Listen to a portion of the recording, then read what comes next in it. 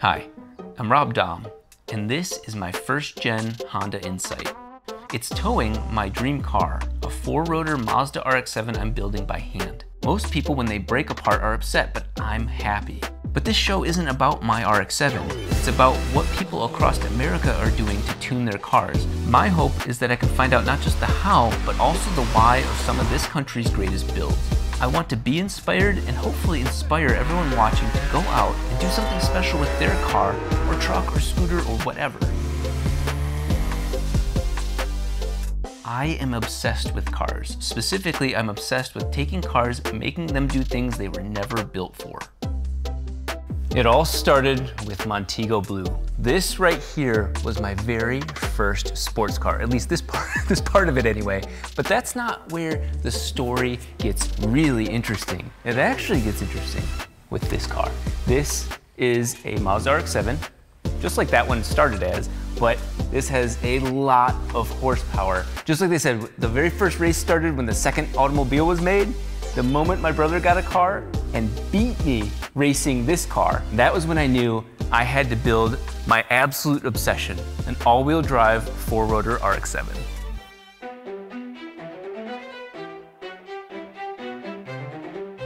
But I have to tell you, I am not a mechanic. I didn't start out as a mechanic. In fact, I was an IT guy, but I always had a love, a passion for cars. So the magic of this car starts with its heart. This is a billet four-rotor rotary engine. So there are four rotors in a line, just straight up there. It's like Legos. You just keep stacking them one after another all the way down the back. That gives me the torque and the horsepower I need to get the car rolling. The drivetrain and everything is meant to make, well, about 2,000 horsepower to all four wheels. For a person that doesn't have an automotive background, how did this car come to be?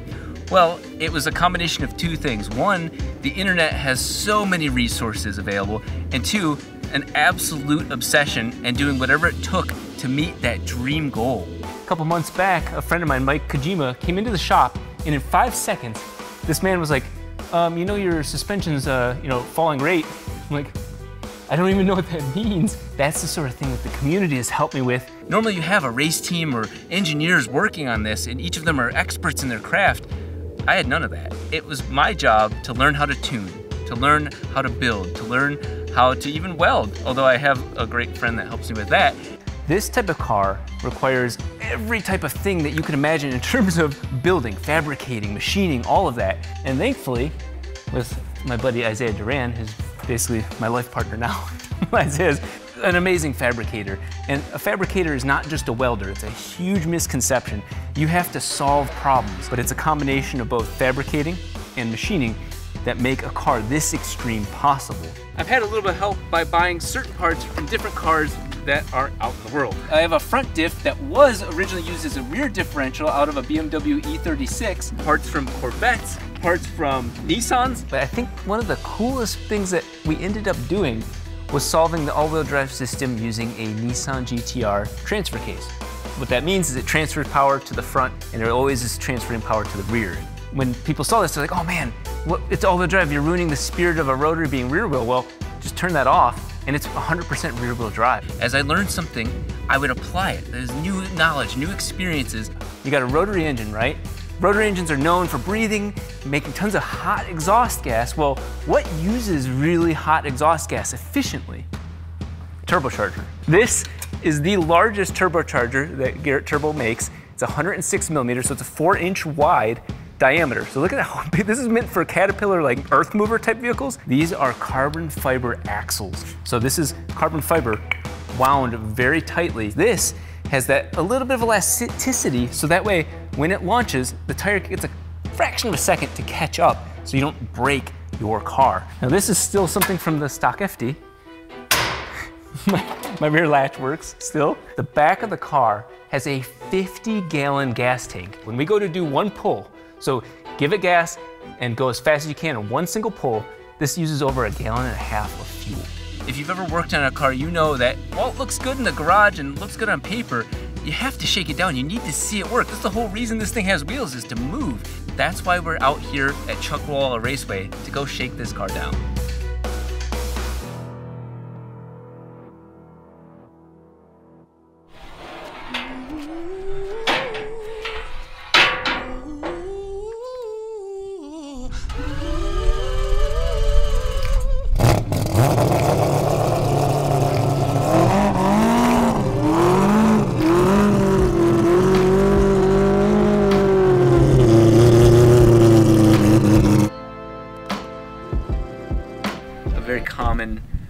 moment for me is I got the furrowed brow and just going, I have no idea what I'm doing.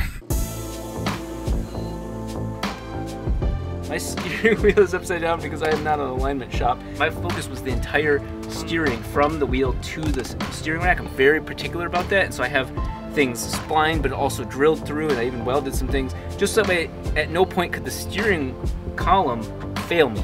There's multiple backups. This is very important to me. Well, the problem is I did all that with the steering wheel not aligned, so it's kind of a oops.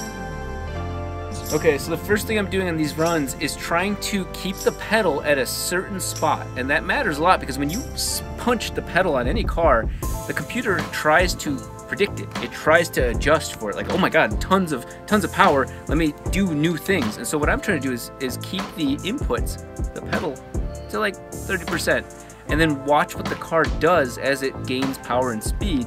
And then I can see, okay, this is a predictable map, tuning my fuel, the amount of fuel that the engine needs. And so that's really what I'm doing, is just seeing, am I close? Is this car at 50% throttle, even 50% power, this thing will kill me. So tuning it is a very big responsibility. I will be safe. Okay, this is the first time I've driven the car with all of it. It's kind of a really big deal for me, so I'm gonna take it nice and easy. That thing's sick, dude.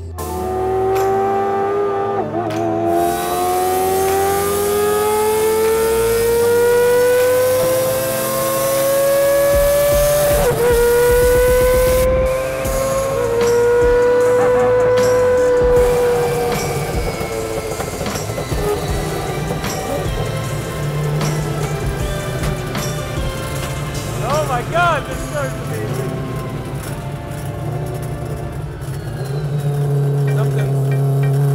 Something's making a weird noise. This is our oil belt. I have a good metric for it. It's about 1 hour per belt. Okay, it might still work eventually. Oh, it ripped it out of the harness though. So we have a thing that lets me talk to all my power. So I can literally say, hey, turn the fans on, turn this off. I have a little box that I plug a USB cable into, and I have tons of extra slack to move the laptop all around. Well, that extra slack went under the car. Yeah, I'm ready to go again though. Do we have a fire extinguisher by chance?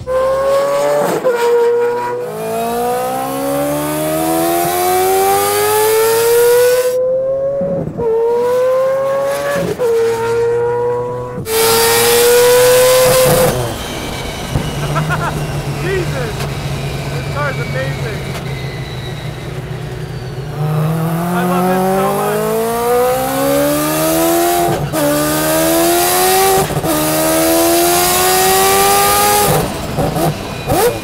Oh, that round. Oh.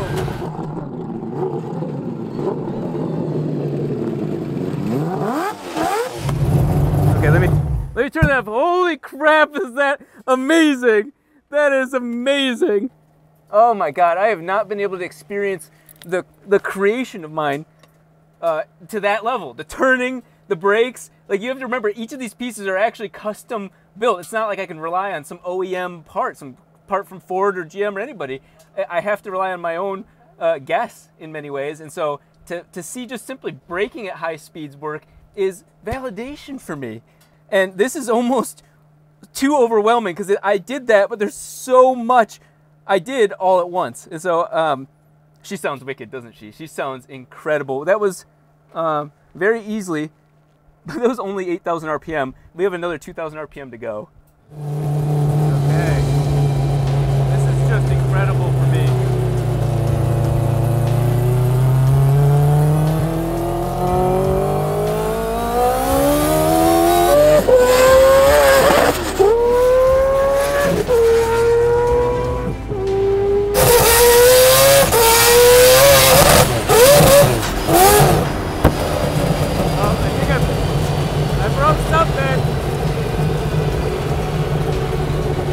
Not sure what it was.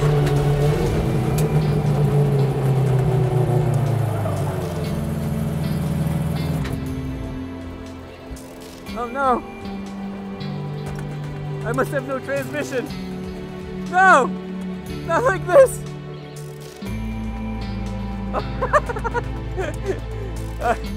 Okay, I'm gonna have to radio back to these guys. Minor unforeseen circumstance. Yeah, it's worth the hike. No way. So, you know, I was spinning the diff by hand and I could clearly spin it. So I thought, of course, the diff is blown. Yeah. But you were saying something? Yeah, so I saw in here that this side moves but not that side, because if the diff was okay, blown, yeah. But over there, you can literally see how that one is. There you go, yeah. Loosey-goosey in there. Oh my God, it snapped. This is a 300M hardened steel spline. It's like 35 splines, which is a very beefy off-road solution. It snapped the actual spline off of one of the hardest types of steels known to man. The part broke off, right? And it's sitting around like this. I machined the part that's outside of that. If that piece had broken and then taken out other parts, this could have been a very bad situation.